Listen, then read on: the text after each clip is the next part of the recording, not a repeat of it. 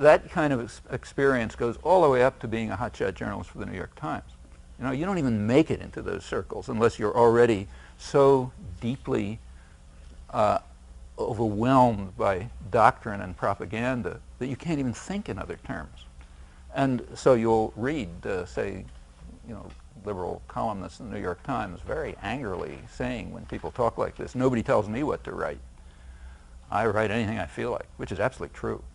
And if they didn't, if you know, people with real power weren't sure that they were going to say the right things, they wouldn't be in a position to write anything they feel like.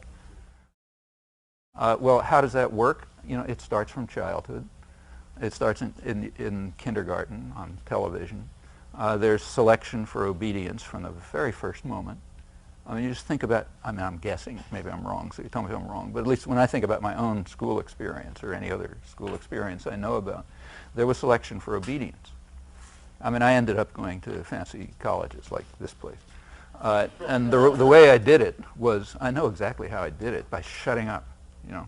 Like if I thought that the high school teacher was a horse's ass, which I did most of the time, I didn't say, hey, what you're saying, actually sometimes I did and got thrown out of class, but I learned not to say anything, just say, okay, you know, I'll do the next stupid assignment, and because I know that that's the way I get ahead, and ultimately I'll do this and that.